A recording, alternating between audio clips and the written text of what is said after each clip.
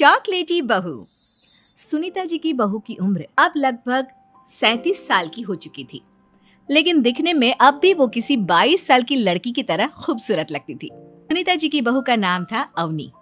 अवनी की खूबसूरती देखकर मोहल्ले की सारी औरतों को उससे जलन होती थी। 37 साल की उम्र में भी अवनी काफी चॉकलेटी लगती थी और इसकी वजह से उसका पति अनिरुद्ध काफी खुश रहता था।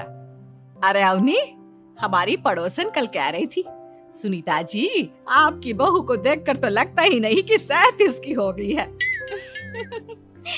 हो सकता है मम्मी जी उनकी बहू 27 साल की उम्र में भी 37 की लगने लगी है, इसीलिए बेचारी को आपसे जलन हो रही होगी। वैसे बहू, मैं किसी से कहूंगी नहीं, लेकिन एक बात तो बता, तुम्हारी इस जवानी का राज क्या है? क्या बताऊं मम्मी जी, आप तो जानती ही हैं, मेरे पापा की चॉकलेट की दुकान थी। मुझे बचपन से ही ना चॉकलेट खाने का बड़ा शौक था। और एक बात बताऊं, मैंने अपने बेडरूम में एक बड़े से बॉक्स में बहुत सारी चॉकलेट रखी हैं और रोज कम से कम 4 चॉकलेट खाती हूँ। बस इसी की वजह से मैं इतनी चॉकलेटी और खूबसूरत दिखती हूँ। अरे लेकिन मैंने तो सुना था कि ज्यादा मीठा खाने से आदमी बूढ़ा दिखने लगता है। ये सब कहने की बातें हैं। चॉकलेट खाने से तो इंसान मीठा मीठा बोलता है और खूबसूरत दिखता है। लेकिन आप किसी से कहना मत सासू माँ। अगले दिन जब सुनीता जी अपने पड़ोस की औरत से मिलती है तो उनके पड़ोसन फिर से वही सवाल करती है। अरे सुनीता जी बताइए तो सही, आखिर आपकी बहू इतनी चॉकलेटी कैसे दिखती है? कल देखा था मैंने, ब्राउन कलर की साड़ी पहनकर बिल्कुल चलती फिरती चॉकलेट नजर आ रही थी।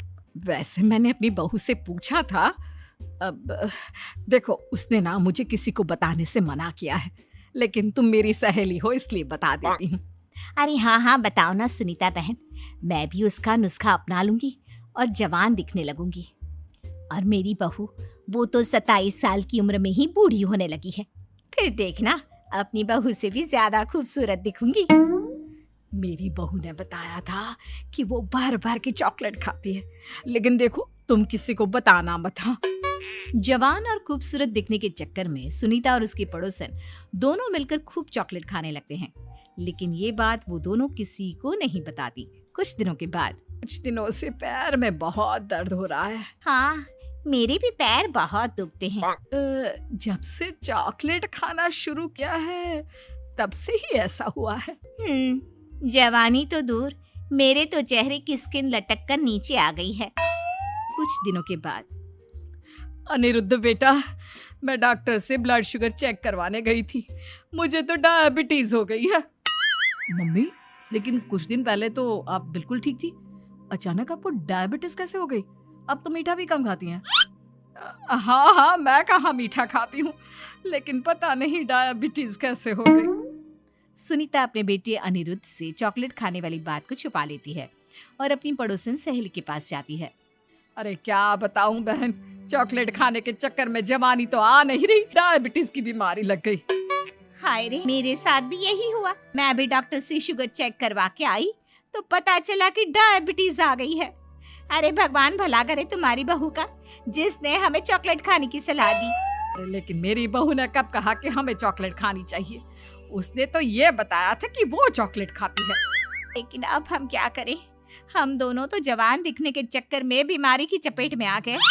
तुम कहो तो मैं अपनी बहू से ही इसका इलाज पूछ लेती हूँ। अरे वो तो इतना चॉकलेट खाती है, उससे भी तो डायबिटीज हुई होगी ना, तो वो भी तो अपना ध्यान रखती होगी। अरे रहने दो, तुम्हारे चक्कर में लेने के देने पड़ जाएंगे।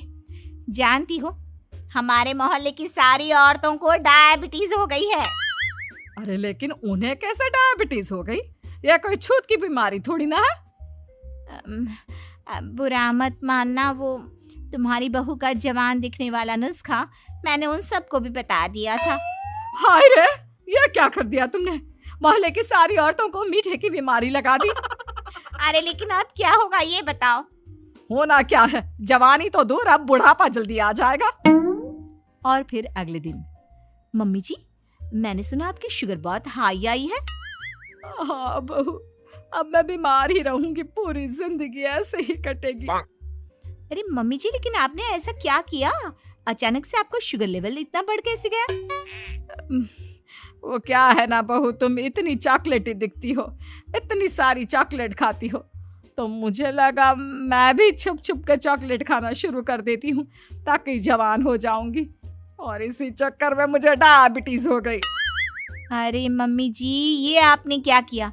मैं तो शुगर फ्री चॉकलेट खाती थी, वो भी ड्राई फ्रूट्स वाली। आपको पहले पूरी बात तो पता करनी चाहिए थी। ये मैंने क्या कर दिया? मैंने अपनी पड़ोसन को ये नुस्खा बताया और उसने सारे मोहल्ले की औरतों को। हाँ? तो क्या मोहल्ले की सारी औरतें डायबिटीज की शिकार हो गई हैं? और नहीं तो क्या, सबको तुम्हारी तरह चॉकलेटी और जवान जो दिखना था। अब हम क्या करें, सबका पाप हमारे ही मत्थे लगेगा। अरे नहीं नहीं मम्मी जी, आप उसकी चिंता मत करिए। कल पार्क में मोहल्ले की सारी औरतों को बुलाइए, देखना मैं कुछ न कुछ इलाज जरूर बताऊंगी। अवनी के कहने पर सुनीता मोहल्ले की सारी औरतों को पार्क में बुलाती है। अब हमें यहाँ क्यों बुलाया है? पहले ही तुम्हारी बहू के चक्कर में डायबिटीज हो गई है हमको। चॉकलेटी बनना तो दूर, खुद चलता फिरता चॉकलेट का डब्बा बन गया है। मीठे की बीमारी जो लग गई है। अरे हाथ पांव इतने दुखते हैं, ऐसा लगता है अभी से बुढ़ापा आ गया। सुनीता बहन, ये तुमने अच्छा नहीं किया। अरे आप सब लोग चुप हो जाइए, बस कुछ दिन की बात है, सब पहले से भी ज्यादा खूबसूरत और जवान हो जाएंगी। अब हमें तुम्हारी कोई बात नहीं माननी। ठीक है, तो क्या आप लोग मेरी तरह चॉकलेटी, खूबसूरत, अच्छा नहीं दिखना चाहती? देखना तो चाहते हैं, लेकिन अब देखने के लायक भी नहीं रहे। देखिए, कल से रोज सुबह 5:30 बजे सब लोग मुझे यहाँ पर मिलेंगे। हम मॉर्निंग वॉक करने के लिए जाएंगे, और देखना धीरे धीरे कैसे ये बीमारी आप लोगों का पीछा छोड़ देती है और आप फिर से जवान दिखने लगेंगे। सारी औरतें एक बार फिर से अवनी की बात मान लेती है और सबका शुगर लेवल पहले से कम हो जाता है और हेल्थ पहले से भी अच्छी। बहू, भगवान भला करे तुम्हारा, वरना सब लोगों की हाय हमको लग जाती। मम्मी जी, कभी भी किसी की भी पूरी जानकारी के बिना कॉपी नहीं करनी चाहिए, भले ही वो चॉकलेटी और जवान बनने की बात हो या फिर कुछ और। हाँ, एक बात और, जब भी आपको चॉकलेट खानी हो मेरे पास। उसी बीच उनकी बॉन्डिंग बहुत अच्छी बन जाती है और दोनों एक दूसरे से प्यार करने लगते हैं। बस लॉकडाउन खत्म होते ही चट मंगनी पट शादी। उससे पहले घर में बात तो कर लो। अरे माँ पापा कभी मना नहीं करेंगे। अमर की बात सुन रश्मि खुश हो जाती है। ऐसे ही दिन बीतते हैं और देखते ही देखते लॉकडाउन खुल जाता है, जिसके अगले ही दिन अमर अपने परिवार के साथ रिश्ता लेकर रश्मि के घर पहुंच जाता है। अभी लॉकडाउन खुला ही है और कोरोना तो खत्म भी नहीं हुआ, इसलिए ज़्यादा कुछ ना करके अगले कुछ दिनों में छोटे फंक्शन के साथ शादी कर लेते हैं। अमर के पापा की बात पर सब सहमत हो जाते हैं। कुछ दिन बाद दोनों की शादी हो जाती है और रश्मि अपने ससुराल पहुंच जाती है। बेटा, शादी तो तूने अपनी मर्जी से कर ली, लेकिन बहू को बोल देना इस घर में हुक्म मेरा ही चलेगा, इसलिए अपना राज जमाने की कोशिश भी ना करें। माँ, रश्मि को यहाँ सिर्फ प्यार, आशीर्वाद और अपनापन चाहिए, पैसा या राज नहीं। बेटी की बात पर सास मुंह बनाए वहां से चली जाती है और अब वो हर रोज रश्मि को परेशान करना और ताने देना शुरू कर देती है। देखो, ये है आजकल की लड़की, इंटरनेट पर लड़कों से बातें करते हुए इन्हें शर्म भी नहीं आती, और यहाँ तो देखो कितनी सीधी सुशील बनकर दिखा रही है। मम्मी, शादी के रिश्ते वाले इंटरनेट ऐप से जब किसी को कोई दिक्कत नहीं है, फिर डेटिंग ऐप के जरिए मिलना किस तरह गलत हो सकता है? रश्मि के डेटिंग ऐप वाली बात सुन उसकी हैरान सास तुरंत तुनक कर पूरे घर को सिर पर उठा लेती है, जिसकी आवाज सुन अमर और उसके पापा भी वहां आ जाते हैं। हाय मेरी माता, इतना बड़ा झूठ! डेटिंग ऐप को इंटरनेट के जरिए मिली है बोलकर इस कलमुही को मेरे सर ला बिठा दिया। अरे नास पिटी, तुझे जरा भी शर्म नहीं आई?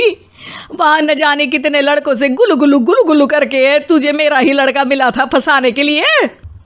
माँ, मुझे तो समझ नहीं आ रहा क्या बोले जा रही हो। डेटिंग ऐप इस्तेमाल करना कोई अपराध नहीं है, और तुम रश्मि को ऐसा कैसे बोल सकती हो? मैं भी तो था उस ऐप पर। पहले उसके लिए माँ से झूठ बोला और अब लड़ाई कर रहा है।